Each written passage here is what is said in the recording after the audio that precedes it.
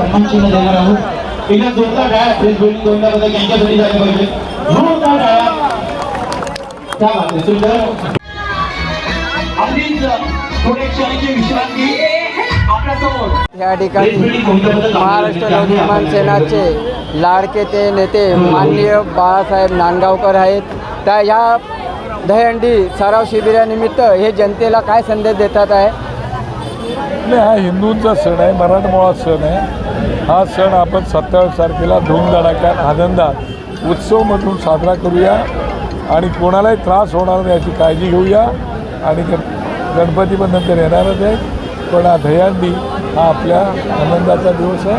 आणि म्हणून सगळ्या बाळगोविंदांना गोपाळांना माझ्या मनापासून खूप खूप शुभेच्छा। आपण आनंदाने याच्यात सहभागी व्हा आणि आनंद लुटा, एवढाच माझं भाव आहे। आपल्यासोबत या ठिकाणी नाईक साहेब देखील आहेत, त्यांची काय प्रतिक्रिया आपण जाणून घेऊया। या ठिकाणी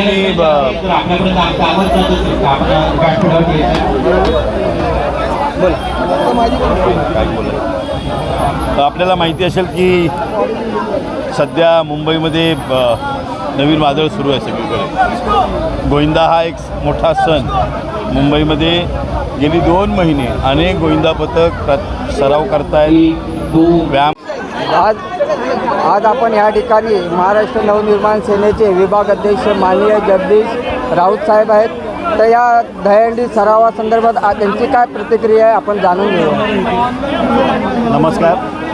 खरं तर हा हिंदूंचा पवित्र सण आहे। या सणावर मला वाटते खूप संकटं आली होती जी म्हणजे करोनापासून जो काय प्रकार चालला होता, हा सण कुठेतरी थांबवावा।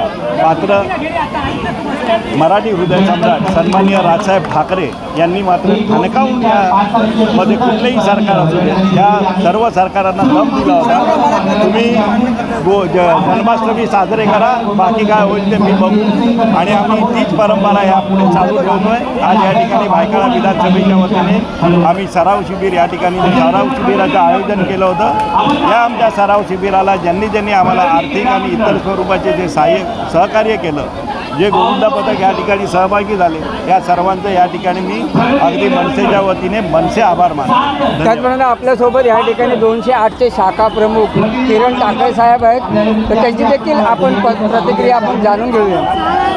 नमस्कार। आम्ही पहिल्यांदाच महाराष्ट्र नवनिर्माण सेनेच्या वतीने भायखळा विधानसभेमध्ये त्या घोडमदेवला दहीहंडी सराव शिबिर आम्ही साजरा करीत आहोत। एखादा खेळ म्हटलं की सराव हा आलाच, म्हणून आपल्या विभागातील सर्व गोविंदा पथकांचा सराव व्हावा याकरिता आम्ही या सराव शिबिराचं आयोजन केलेलं आहे। आत्ताच नांदगावकर साहेब आपले नेते इकडे सदिच्छा भेट देऊन पेशंटचं आवाहन घेऊन गेले। मी फक्त गोविंदा पथकांना एवढं सांगेन की आपली संस्कृती जपताना उंच थर लावत असताना आपण सगळ्यांनी एकमेकांचे जीव सांभाळणे गरजेचे आहे। या गोविंदामध्ये आपण कुठे बाहेर जाता तिथे कुठलाही अपघात होऊ नये आणि त्याने आपल्याला कशी इजा होणार नाही याची सगळ्यांनी दक्षता बाळगा। बाकी संपूर्ण महाराष्ट्रातील